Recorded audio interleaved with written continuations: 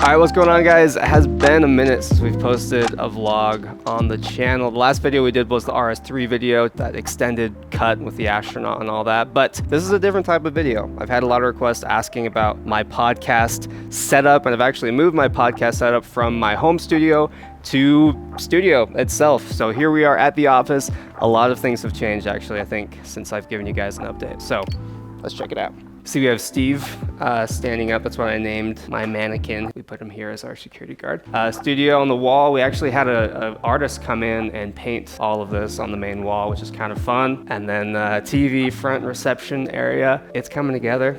Looks pretty good. Now upstairs is where we have the podcast set up currently. You'll see here, podcast 2. Honestly, what I did is I just took the setup that I had in my home studio and I brought everything over, and then I kind of repainted it a little bit and set it up. So if you're familiar with my home podcast setup, this isn't that much different.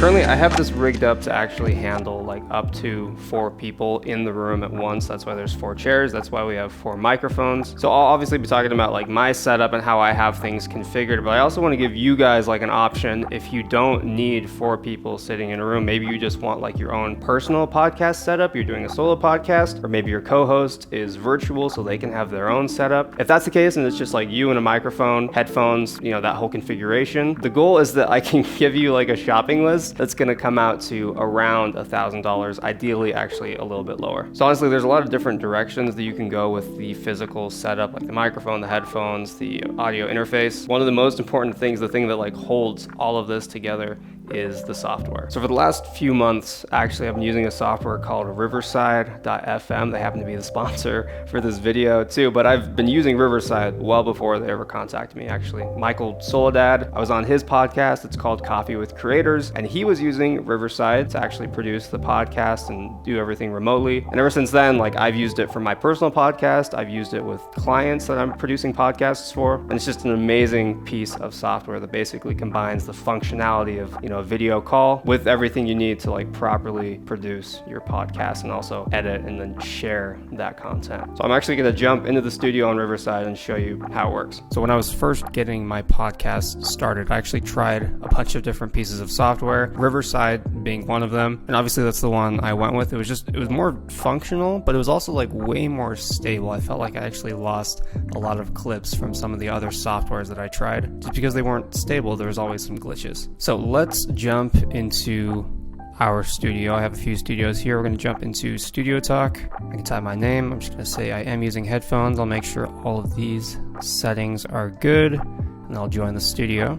So now that we're in here, I can actually switch camera angles. So this is camera angle 1, that main camera. Camera angle 2 is actually going to be whoever's sitting across from me, this camera on the other side of me, and then camera angle 3 is obviously more focused on me. So let's launch a quick podcast as if I'm doing a remote podcast with somebody else. I'm actually going to copy this link right here, and then I'm going to text it to Cade. There we go. So if I had guests in here, I would just hit record and I'd start the podcast. I wouldn't have to send a link to anyone, but because I do want to show this remote podcast functionality, that's why I'm sending it to Cade. Hey. Landon, what's up? Okay, real quick, I'm going to hit the record button. So it's going to count down.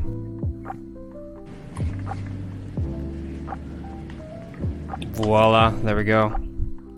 Welcome. Can you hear me? Yeah, welcome to the podcast, Cade. Let's go. So what's unique about Riverside is that the video call that we're having right now over the internet is a lower quality just in order to save data, but it's actually simultaneously recording a high quality version of each of our videos respectively. And so those high quality video files are uploaded separately to the cloud, and it's all synced together after the podcast is over. All right, Cade, thanks for hopping on the podcast with us. Appreciate it.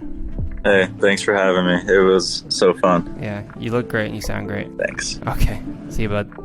Okay, we're gonna go ahead and end that. So you'll see up here it's uploading 99%. what that's doing is uploading my high quality video, and Cade is actually seeing the exact same message on his end. And there we go, upload complete. So now I'm going to leave this. And it does take actually just a couple of minutes for that audio and video to process, but then when it's done, you can actually download these individual files from my end, from Cade's end, right here. You can do an MP4, you can do a WAV file, or what you can do is actually jump up into the edit and export page. We'll choose an aspect ratio. It's a great thumbnail of Cade right there. I'm actually going to go ahead and trim this. We can pull over here, we can do a quick split screen like that, and then when we're done making whatever changes we want to make here, we can hit export and normalize those audio levels. We'll remove the background noise, and it's actually going to email me that video file. So obviously Riverside is a huge part of the setup. Without it, these products would not be nearly as effective. So if you want to try it, there is actually a link down below to try it for free. They do have a free plan, or if you want to hop on one of the paid plans, you can get 15% off if you use my coupon code Landon15. And once again, thank you Riverside for sponsoring this video. Let's jump into the physical products of this setup. I'm going to start with like the essentials, the things you absolutely need to make a podcast work, like a microphone and headphones and stuff like that. And then we'll get into kind of the fluff, the stuff that you don't really need, but it's nice to have. So number one, microphone. Now, I am honestly pretty frugal when it comes to equipment. I buy a lot of my equipment used. Actually, I bought these microphones used. I actually got two for $100 from a guy. They also came with the arms that you can attach to the table. But brand new, realistically, these are $100 on Amazon if you wanted to buy them. But these are the Audio Technica AT 2020s. They often do come with the Audio Technica arm on Amazon if you happen to find it, and those plug in via XLR to our Focusrite Scarlett. So this is the i818, I believe is what it's called. The reason I have this one, it's obviously a bigger one. You can have 4 of these XLR inputs here on the front. I got the bigger one because I knew we might potentially have 4 people in the room at once. If you're a solo podcast, or even if you just have one other person sitting across from you, you don't need this big of a Focusrite. I do have a smaller version at home, so I definitely recommend going with the smaller version unless you plan on having at least 2 people. So we got the XLR inputs here at the front, and then we also have headphone output. You have 2 right here on the front, and then you also have some outputs and even some inputs on the back side. So the Focusrite Scarlett, great audio interface to just kind of bring all these microphones and headphones and speakers, whatever you want to use, together. For headphones, we're using the Audio Technica ATH M20Xs. These are honestly really good, and I think they're only about 50-60 bucks. So for what you get, they're honestly really nice headphones, like super comfortable. And especially if you have several people in the room and you're trying to make a slightly bigger podcast setup, it's nice to not spend like a couple $100 on each set of headphones. 50 bucks is very doable, I think. Those 3 things right there, like that's the essentials. You need an audio interface of some sort, or at least like a USB microphone, and you need headphones. Now, if you wanted to make your podcast like a video podcast, that's where things get definitely a little bit more expensive, because then you have to have a camera. I think a lot of people right now do have a camera of some sort, but if you want to have a dedicated camera for your podcast, then that's obviously an extra expense. So in here we have 3 different cameras, and they're all EOS RPs with a 24-105 kit lens. Doesn't need to be like anything super fancy, it's just a podcast. But 3 of those at about like $1,200 a piece. That's a good $3,600 if you're doing these multiple angles setups. And then they are on some somewhat affordable, I think maybe around $100, $150 tripods. So these are actually all plugged in with an AC adapter, so we don't have to worry about batteries dying. They're plugged in, so they're never gonna die unless the power goes out. And then they do have HDMI outputs, just a clean HDMI feed from the camera. This one runs around, and it comes all the way back here to our Blackmagic Atom Mini switcher. The reason we need the Atom Mini is because we have those 3 camera angles, and so we want to switch between those 3 angles. So here we have Riverside opened up. You can see if I'm using these buttons right here on the Atom Mini, I can switch from camera 1 to camera 2 to camera 3. So with that, with the Atom Mini switcher, you can actually basically do live editing. So instead of like having each camera rolling independently and then bringing all those clips together in Premiere and then cutting and splicing, whatever, you can actually have your podcast episode, talk with whoever you want to, and while you're recording, be switching between those different camera angles. So that's really nice. But like I was saying, if you only have one camera angle, for example, you probably don't need the Atom Mini switcher. What you could do instead is just use the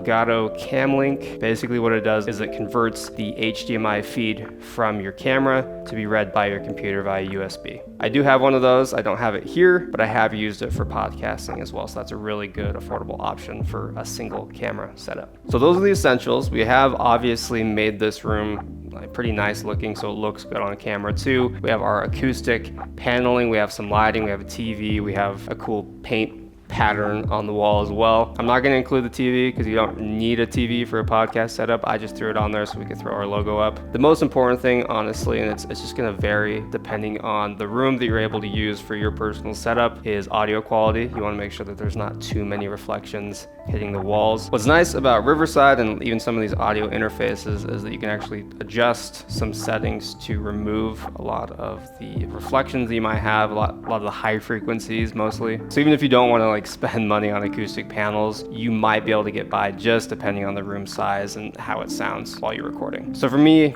bought these acoustic panels. I don't know the exact price. I'm going to put it right here so you know. And then we also have these wood frames that I built. Just got some pine wood from Home Depot and then spray painted it black. And then for lighting, first we have our lantern just hovering right above the table. I did this primarily because if we have 4 people here, it's really nice to have a lantern that just lights everyone pretty evenly. If it's just you, for example, you could get away with a normal softbox key light, at an angle that would look really good as well. But this light, it's about 150 bucks. It's actually 200 bucks, but there is a coupon on Amazon that takes 50 bucks off. So the lantern I think is around 70 or 80. You have this mount, which I honestly can't remember. I think around 50 bucks. So overall, not terrible pricing for that main lighting setup. And then if you really want to save some money, on the high end, you could get some Nanlite Pavo tubes and use that to backlight or a different kind of light. But I would recommend a backlight of some sort. These are actually from FTF Gear. They're about 100 bucks each. They're not necessarily like video lights, but they look really good on camera, and it'll definitely outline you, separate you from the background